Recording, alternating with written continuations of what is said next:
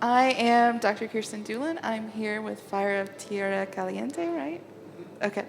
And what we're going to do is have a little bit of a story time and some performances, which I'm very excited about. So I know you said you had a story for us. Yeah, I'll try to keep this a little bit short because it could go on for days. I play violin. I do a lot of swing music, old trad jazz stuff. And there's a festival that's been going on for, I think, about 40 or 50 years called the Festival of American Fiddle Tunes in Port Townsend, Washington. And for their 20th anniversary, they decided to expand to 2 weeks from the original one. And I was hired to teach swing fiddle on the first week. And they brought in a gentleman named Juan Reynoso, who at the time was 84, and brought him in to teach his version of Mexican music on the other week. And he was there, and he was only 84, so he was still full of piss and vinegar. So they said, Juan, you want to get up and play during the first week's performance? He said, sure. He jumped up there and played, and it was like nothing I'd ever heard. It bordered on about a half dozen different styles that I like. Fiddle music and trad jazz and swing and tangos and boleros and all this. And I said, what is this? I was practically on the floor, and I went up to the woman who had brought this gentleman from Mexico up, and I said, what's the deal here? She said, well, this is old music and it's dying out, and the young people are playing loud, bangy music with smoke bombs and flashing lights and all that, and it's dying out. And I said, well, not if I have anything to say about it. And so I started going down to Mexico without any Spanish and none of my teachers having any English, and it was a mess. But actually, you tell them about the misplaced cassette. Oh, okay. Yeah, the first thing that happened is our friend Linda Joy, who lived in Mexico City at the time, she and her boyfriend went in this music store that sold, back then it was cassettes. I think it was a cassette. And they found this cassette misplaced in this whole nother kind of music. And they listened to it and wow, this is just amazing stuff. So they asked around Mexico City, oh, he's dead, you know, you're not going to find him. Well, they didn't believe him. So they went to Riva Palacio, Michoacan, and knocked on his door, and he was very much alive. And so she was responsible for getting him to the festival where Paul, because he was there the first week and Juan was there just at the end of the first week to, fate. It's wow. Yeah. So anyway. Yeah. Anyway, long story short, I went down there a bunch of times, and I brought digital audio and video gear back in the days when those things cost $1,500. Oh, wow. You couldn't do it all on your phone, So I asked my long-suffering wife, who said, I said, I need some of these things, and they're $1,500 a piece, and I need about 3 of them. And she said, okay.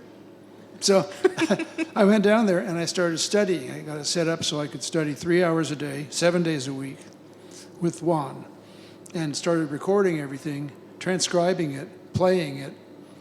And he could say see and no. I didn't get it written down right. He'd fix it. So that one thing led to another, and I did that about 25 times. Wow. And ended up with about 3,000 hours of recordings. And since then, I've stopped going down there. The security situation is not that great down there these days. So we're working with all these mini tapes, DV tapes, and DAT tapes, and transcriptions and arrangements. We basically just let it take over our lives. And Tina went down for about the last 4 years of the 10 years I was studying down there, and learned a lot from Juan's sons who played guitar. And so we decided if it was going to be kept alive, we'd have to. I had about 15 teachers down there, actually. Recorded them all. All of them save one are gone or dead. Oh. And Tina and I are studying with a gentleman in Morelia, Michoacan, who is still much alive and kicking, plays great. And so we do Zoom lessons with him every week when we can, and sometimes we have to miss it for something like this. Yeah.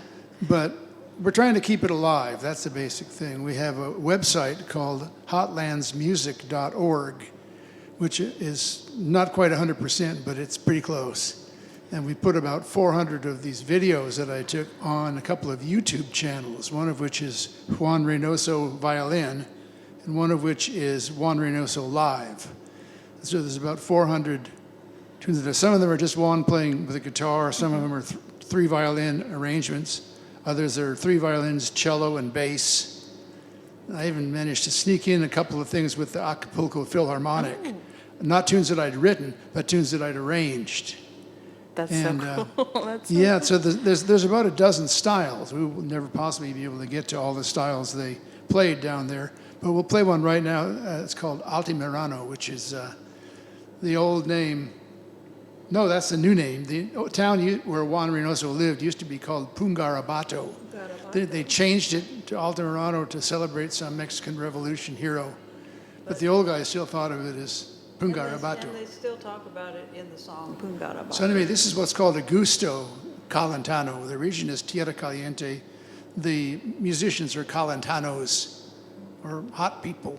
And this tune is what they call a gusto, which is a 6/8 dance piece. I'm using some rhythm on the violin to kind of mimic what they would do with the little drum that they have down there. And Tina's going to sing some words. She's busted her butt to learn some Spanish so she can sing the tunes in their original form. Excellent. We'll give it a shot.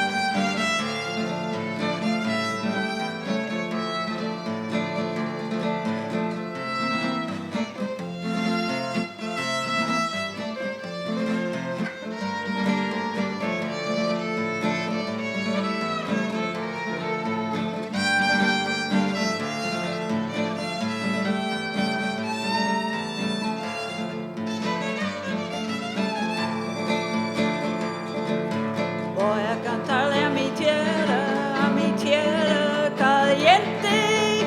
Voy a cantarle a mi tierra caliente.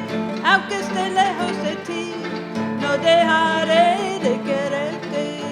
Aunque esté lejos de ti, no dejaré de quererte. Ay, ay, ay, ay, lucerito de guerrero, cantándome Altamirano, el pueblito que más quiero. Cantándome Altamirano, el pueblito que más quiero.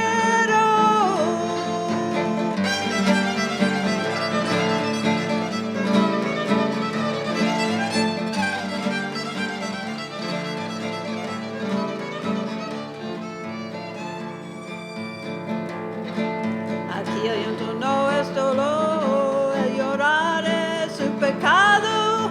Aquí el llanto no es dolor, el llorar es un pecado. La mejor prueba de amor es bailar un zapateado. La mejor prueba de amor es bailar un zapateado.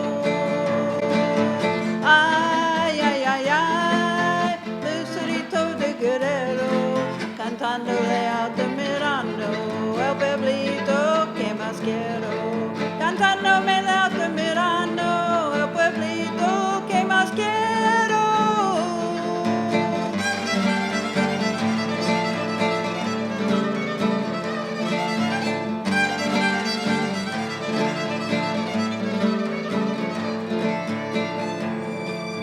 Dichoso Pungarabato, tu catedra y obispado. Dichoso Pungarabato, tu catedra y obispado.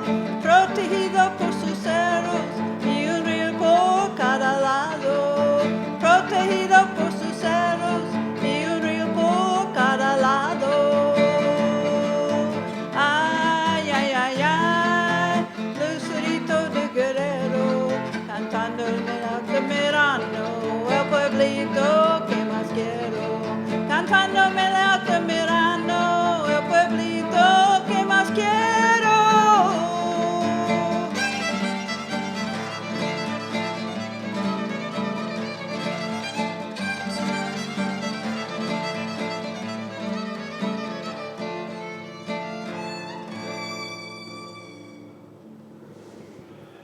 Oh my gosh.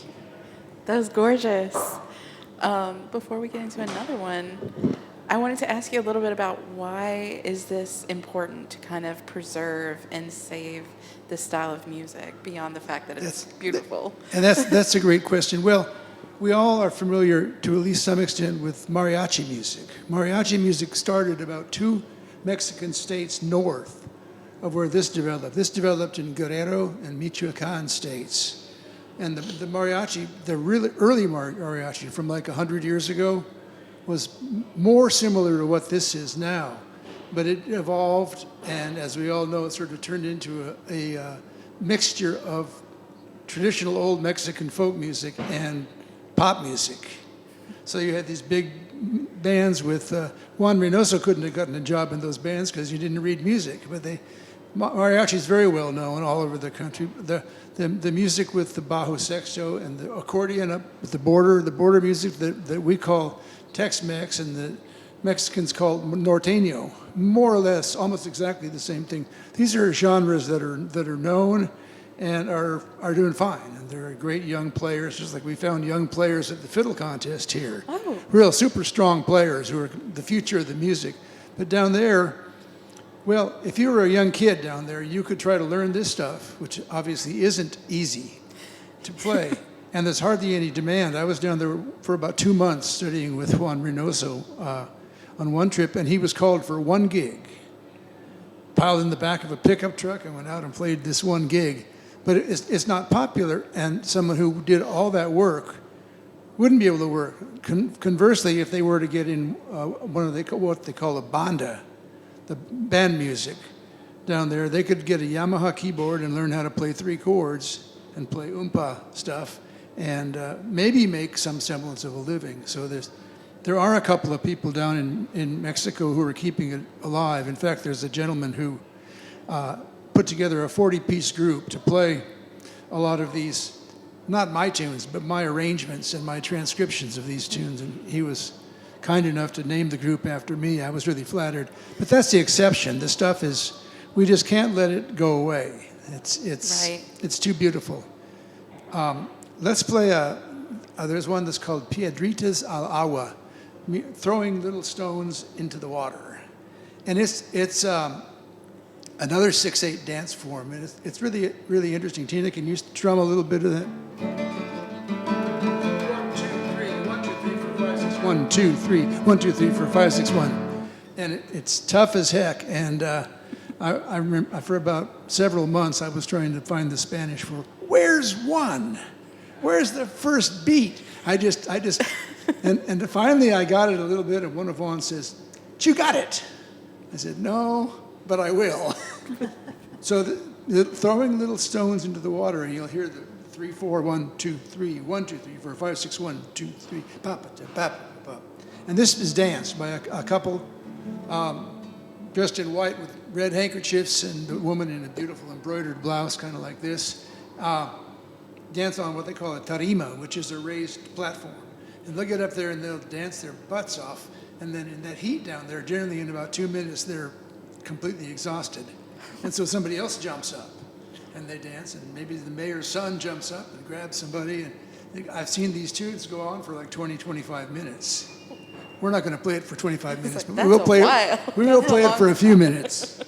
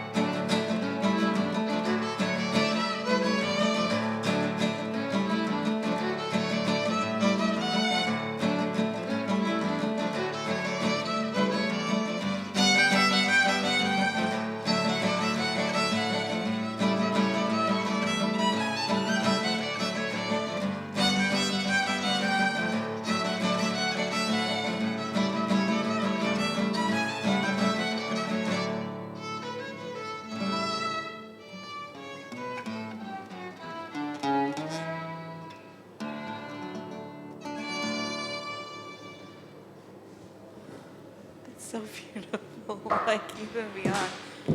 So you see why we got excited about it. Right. And that old man was playing it every bit like this, probably better. It was incredible. I think really, to be honest, probably helped extend his life. Because he was down there and he would say, his little saying that he would say at all times is, I'm just playing an old music that's going out of style, and I wonder and worry about what will happen to it after I am gone.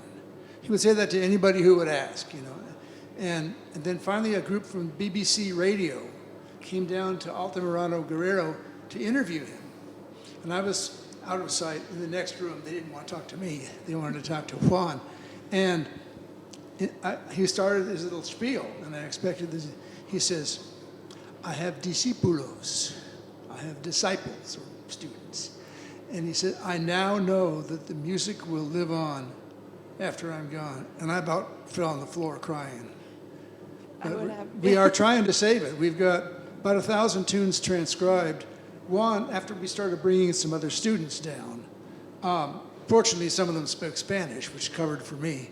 But Juan said, I'd heard radio and TV orchestras play in 3-part harmony. And he said, I always thought that why can't we make our music harmonize with 3 violins?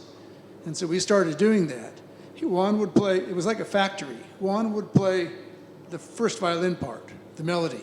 I would write it down as best I could, first by hand and then later with the Finale music writing program. And I'd play it back for him, and if it was to his satisfaction, then I would play that part and he would find a second part. And in fits and starts, and I would find a second part. Then the other violinist who was down there, we had good players from University of Washington, classical violin majors, you know, good players. And the other guy would play the first violin part, I would play the second violin part, and then Juan would try to find the third part. And literally, it was like a factory. We wouldn't leave the thing alone until we had all 3 parts to his satisfaction. Then we would give Juan back his melody. The other violinist would play the second violin part, and I would play the third part. And it's beautiful stuff. You'd walk down this little street in Altamirano Guerrero, very rural, very poor, little baby pigs running around in the street, and suddenly you hear this gorgeous 3-part violin harmony,